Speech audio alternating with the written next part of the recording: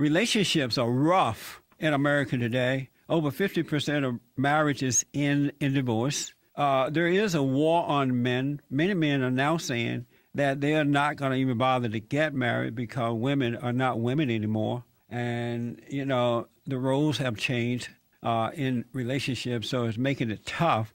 I have with me the lovers Rocque, Ann Slim and Star Rocque, writers for Ebony.com on love and relationships. They frequently write about their marriage and what they are learning along the way. And I want to talk to them about relationships. Thank you both for being with me. I absolutely appreciate it. Thanks for having us. I read that you're celebrating today your 1-year wedding anniversary. Yes, we are. Time flies. Congratulations. Thank you. Thank you. What has it been like this first year of marriage? What has that been like for you? It's been interesting in a good way. A learning experience for the both of us. I think we're both able to kind of help each other modify certain things and also enhance certain things about ourselves. So on my end, it's definitely been great, and I hope Anselm can say the same. What do you say, Anselm? No, I definitely agree. It's been an amazing journey. We've been through so much in the past year. Yes. And I'm just glad that I've had a partner to go with the changes we've gone through this past year. So it's a constant growing, you know, and learning. Yes. That's one thing you definitely have to see. It's work, it's learning, but it's been great. Couldn't, you know, pick a better partner for this journey. Anselm, are you the head of your wife? No, she has her own head. She does. So no, we like to think of ourselves as a partnership. We don't necessarily have like one designated head, because sometimes we feel like certain situations might cater to one's strength. So the head can change depending on the situation. Really? That makes sense, yeah. So in most families or companies or businesses, there's a president and a vice president. And Anselm, if you're not the head of your wife, how do you correct her and guide her if you're not her? Let me ask first, are you guys Christians? We're not. We're spiritual, but not religious, so not necessarily Christians. Hey, how about you, Anselm? Yeah, it's the same thing. We both have, I went to Catholic school for 12 years. We have that foundation, but I think we both say we're not practicing, at this point in time. Oh, I see.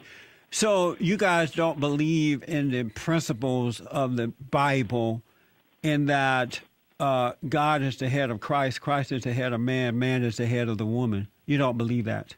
No, I wouldn't say that. I just say that the way that we run our household, it's that, I don't look at Star as my employee. I'm not her boss. I'm her husband. Why do you think that that's what it means to be the head of your wife, that she's like an employee or, something negative? Why do you see it that way? Well, I think society sometimes puts it like that, like where it can be taken to an extreme, and maybe I'm looking at the extreme of it. And I think, just our philosophy, the way and people always kind of give us this kickback when we say that, oh, he's not the head of the household. But that's just how we look at it. We want to make sure it's an equal plane. I don't want to, I'm older than her. I'm about 6 years older than her. Good. So I don't want to fall into, a father role or anything like that. I want to make sure that everything is very even and equal. So I make a concerted effort to make sure that decisions are made together. There are points, like she said, where I'll take charge and make a certain decision, but I still include her in it, and then she'll make decisions as well. So, what would happen if you made a decision and she didn't want to go along with it? Would you abandon your decision? I think we would talk about it. Communication is key, to our relationship or any relationship. I know, but if she doesn't agree, and then I'll ask you the same thing, Star. If she doesn't agree with your decision, would you abandon your decision? I think it depends on what the decision is revolving about. If something that really impacts her negatively, then I'll definitely consider changing my opinion. But if I'm an individual, she's an individual as well, and we each have a right to our own opinion on anything that we talk about, So is that a yes or no? I can't give you a yes or no. It depends on what the situation. Yeah, because it's not that black and white for us. Like it really does depend on the situation. I mean, that hasn't really happened. Right. But yeah, it's not really that black and white for us. I mean, of course, like we relocated from New York City to Chicago, so that's a decision that neither one of us could really just make. So we of course had to talk to each other about that and weigh the pros and cons for both of us. But yeah, so it really does just depend on the situation. And so, Star, if I'm understanding you right, if you made a decision about something that you really wanted to do, you felt it was the right thing, and Anselm disagreed with that decision, he would not, after talking about it, would you abandon your decision? I mean, again, it really depends on what it is, because I don't see myself making a decision that would really make him upset. You know, I mean, we both have hobbies that we like to do individually, but outside of that, I don't really see anything happening. I mean, but we are, newly married, so right. I don't know. It really depends on the situation. So how do you feel it is the responsibility of the husband to guide his wife in the right way to go, to protect her spiritually and to guide her? How do you feel knowing that Anselm is incapable of doing that because he sees it as an equal partner?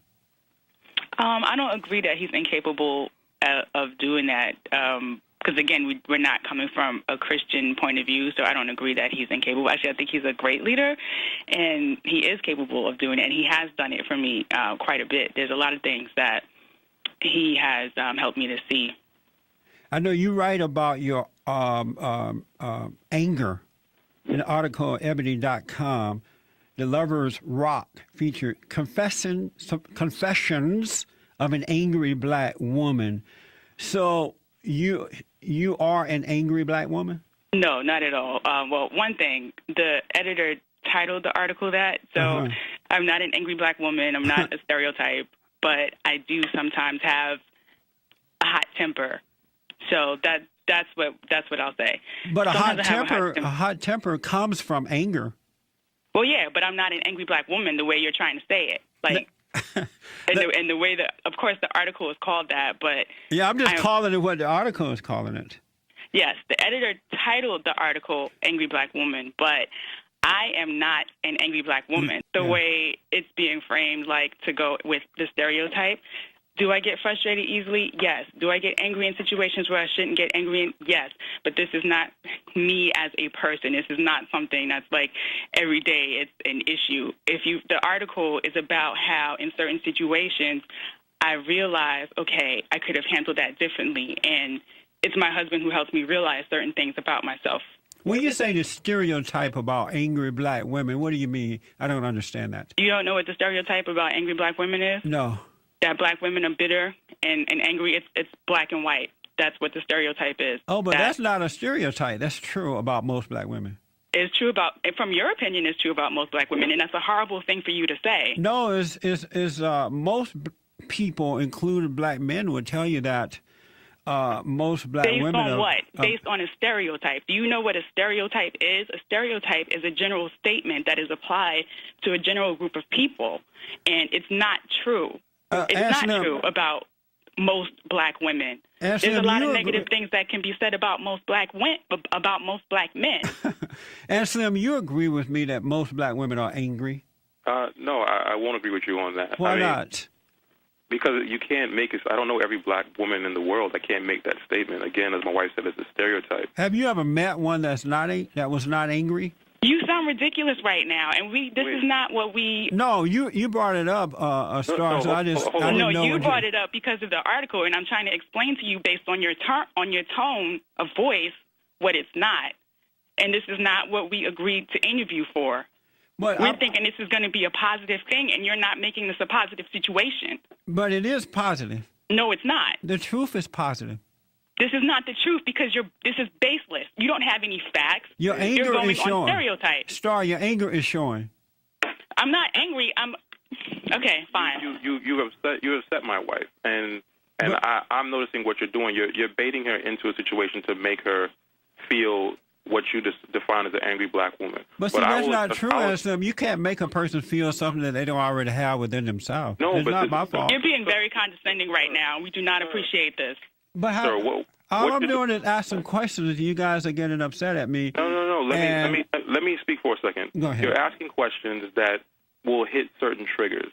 You're mislabeling my wife as an angry black woman when she tells you that she's not, and that the label that was put on that article was put on by our editors, and then there's a stereotype that you say you don't know about, but then yet at the same time you say that all black women are angry. I didn't say all. I said most. Not all, okay, not most. all, not all, but most. You're correct. You said most. Right. So then when you say that statement, it's clear that you do know of the stereotype.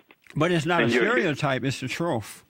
That's your opinion. I'll let you have your opinion. Yeah, let's move on because I want to get to some calls for you guys as well. You said that you're not Christians, but you're spiritual. What do you mean by that? Well, what we mean by that is again, like I said earlier, I went to Catholic school for 12 years. My grandfather, who unfortunately passed when I was 10, he taught Bible study in his basement. So I have that foundation. Mm-hmm. But as I've grown up and gotten older, I haven't been part of the church on a regular basis. So I have the foundation. There's still things that I believe and certain tenets that are part of my life, but I won't label myself as a Christian because I don't walk the path completely. And I believe my wife would say the exact same thing as well. Oh, okay. In relationships, a lot of men complain, this is to both of you, that they allow their wives to get away with whatever she wants to do. But in many cases, the wife don't allow the men to do whatever they want to do. What do you say to wimpy men who would cave into, and this is for both of you, to their wives in that manner? Every relationship is different. Everyone has their own way of interacting with their partner. The quote-unquote wimpy men that you speak of, I don't know if just because you allow your wife to have decisions or have a say in the relationship that defines you as wimpy. If your character as a general person is wimpy and everyone walks over you, then that's a different situation. But in terms of having a partnership in a relationship, I think that's how a relationship should work. There should be a partnership. There's sometimes that one person, quote-unquote, wins, and other times another person wins. It's really about who's really right in the situation. So that's how we operate as a family and as a unit. And then it depends on what types of things you're speaking of about these men letting their women get away with. That doesn't really sound like. But they don't let. They let the women just get away with whatever they want to do. But if it's a man, the husband, he tends to go along. He tends to drop what he wants to do because he can't deal with his wife rejecting it. What would you say to a wimpy man like that? I mean, don't be wimpy. If you don't like something, speak up on it. Not to cave into her. That goes for everybody. Anybody who doesn't have a backbone, if you don't like something, speak up about it. But I've noticed, and I've noticed that in most relationships, not all, but most, the man become like a boy, child, and the husband become like a boy, like a child, and the wife becomes like his mother. He doesn't seem to know how to deal with her attitude. He's afraid to really speak up and disagree and be himself. How does one overcome that? I can't speak on that. That's an individual thing. That's very. I haven't seen relationships like that. I have examples of marriages around me that I have not seen that. So I can't speak on that. I mean, if that is the case for that relationship, it doesn't sound healthy. Let's go down to Memphis, Tennessee, and talk to. Let's talk to Black Conservative first. Black Conservative, welcome to the show. Good morning, Jason. How are you? All is well, sir. How about you? I'm better than I deserve to be, being the most erudite mind, brilliant thinker, and political philosopher here. Listen, hello to your guest there. I'm listening here, to what's going on here. Been listening for a while. I sit there and pulled my hair out there just to ask both of you all a direct question, and he didn't get a direct answer. You all filibustered him for about 2 minutes there. But yet you get upset. Like you're doing right now to us. Yeah, like he's doing right now to us. Yeah. But y'all got upset at Jesse because he tried to, because he stated that the fact that an angry black woman is a true statement. That's not a stereotype. That's a true fact. You guys are funny. You guys are hilarious. It's not funny. Can I respectfully ask that you hurry up and get to your question, please? Yeah, I do have a question for you, guys. I'm not going to go toe-to-toe with them today. But here's my question for them. is he stated that they were spiritual. Yeah, my question is, y'all say you're all spiritual. My question is, what are you spiritual alive to? I mean, what have you become spiritual alive to? That's my question. I mean, are you saying to the things of God? What? If you say you're spiritual alive to what? Well, for me, that's personal. But if Mr. Rocque would like to answer, then he can feel free. I'm not clear on what you mean by spiritual alive. Not familiar. All right. With that Okay. term. Let me make it real simple. Then I go. Well, he's saying that you guys don't. You say you're not Christians, but you're spiritual. But you're spiritual to what? Spiritual alive to what? Let me give you an example. For a Christian, we become spiritual alive to the things of God. We're made alive, born again, spiritual alive to the things of God. What have y'all become spiritual alive to? Because if you're not Christians, then you're not born again. You're not spiritual alive. Let's get a response. Go ahead, sir. Okay. Aslam.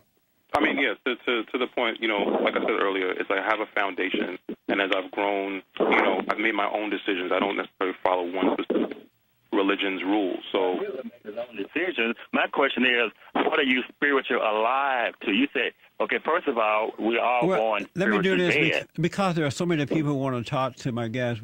I got you. I think that's the best answer they have for you.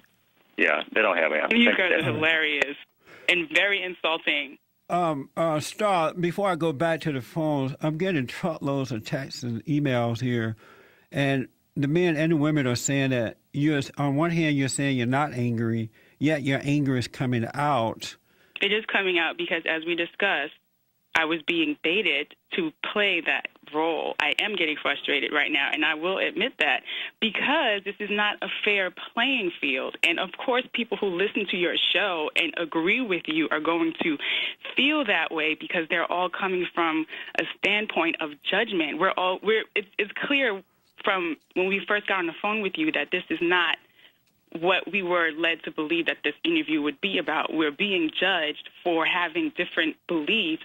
You insulted my husband by saying he's not capable of leading me. And then when I tried to explain to you that the article that is titled Angry Black Woman, it actually has a positive spin on it because it's about the fact that in certain situations, he's teaching me that I can handle myself in a different way, in a better way.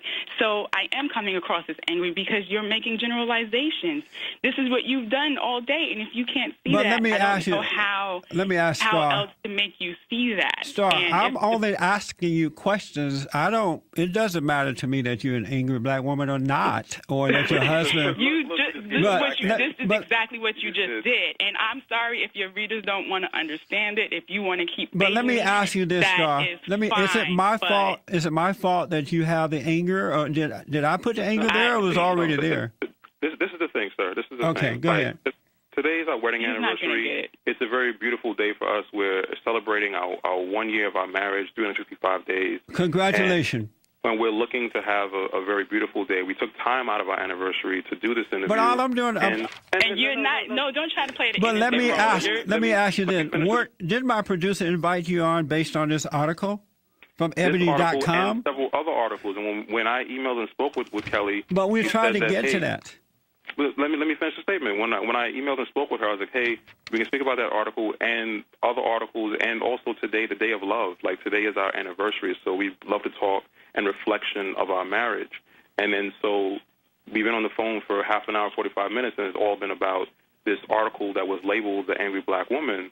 And you making generalizations about black women. That's not a generalization. It is a generalization. You don't have any facts. You're basing it on a stereotype, and that's what I've been trying to tell you. And you're trying to do this passive aggressive. Oh, but all I'm doing is asking you questions. Listen, I am. We do interviews for a living. We understand where you're going with this. We understand what you're trying to do. But you're also overreacting. I am not overreacting, but if that's what you want to believe, fine, we can agree to disagree. Let's go to Eric out of Los Angeles. Hi, Jesse. Hi to your guest. Very interesting discussion. The one thing I think is interesting is your guest star is saying that she says she's got a short temper, she has a tendency to go off, and everything that she says, she's not the stereotypical angry black woman, but she's displaying that on radio. And I think the editor of that article must have had some insight because by titling the article the way he or she did, they hit the nail on the head. One other point that I noticed, too, is that she's trying to provoke her husband to anger by telling him that you insulted him and all this other kind of stuff when you did no such thing. I know I haven't. Well, actually, I'm not trying to provoke him, but that is an insulting thing. If you were a husband and someone told you that you weren't leading your wife, I think you'd be offended, number one. Number two, why are you speaking? Did you... I have a question for you. Star, why are you speaking for your husband? Why are you speaking for your husband? No. He should be able to say that. I have a question. Let's move on. I have a question. No, he should be able. You can't. Hey, calm down. Why are you speaking? What do you say? Stop trying to. Why are you speaking for your husband? If he felt that way, doesn't he have the know-how to say that for himself? I have a question, though, for the person you who didn't called answer in. that question. I have a question for the person that called in, if he would be so kind as to answer my question, which is, did you actually read the article? I did not, but I've heard the conversation. Okay, so you cannot make assumptions based on not reading the article, and that is my point. Thank you. Where do you guys live? Because it's common knowledge that black women, this is a serious issue with most black women, this anger thing. And denying the problem is not helping the situation. Right. So where do you live? I mean, you work for Ebony. How do you not see this pervasive anger within black women? And you're supposed to be out giving people counsel and we don't just know one type of person. You know, we're from New York originally. We're in Chicago now.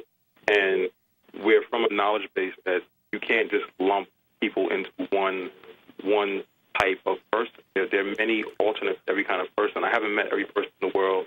She hasn't met every person. But you don't have the common sense to look around you and the people you interact with and notice that black women have this anger issue? But my common sense, the sense that I've learned in my 36 years, tells me you cannot judge and label people in one way. And also, my common sense would say that the conversation you guys are having with us right now, you're speaking to us 30 minutes, 45 minutes. We've read one article. Actually, this caller didn't read the article. Out of all the years that we've been around. So getting a small fraction of who we are or who you think that we are. But thank you, Eric. You clearly haven't done your research because both of our track records speak very highly for each of us.